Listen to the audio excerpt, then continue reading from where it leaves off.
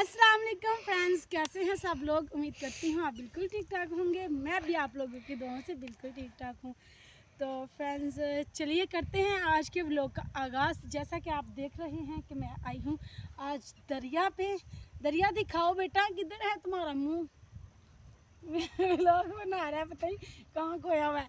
तो आज हम आए हैं दरिया पे, वो भी जंगल वाली साइड पे। उस तरफ दिखाओ, ये हमारे पीछे सारा जंगल है और इस साइड पे दरिया, दरिया की दूसरी साइड पे भी जंगल ही जंगल है। तो बस हम यहाँ पर जो है घूमने के लिए आए हुए हैं और बच्चे मेरे इधर चले गए हैं, तो मैं भी जाऊँगी अभी। ये देखें,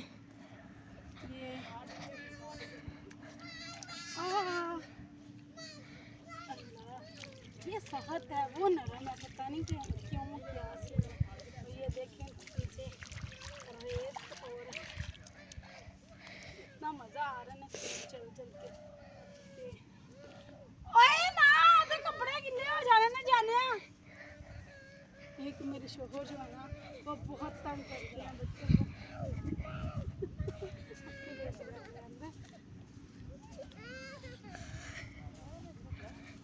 बस हम यहाँ पर घूम फिर रहे हैं।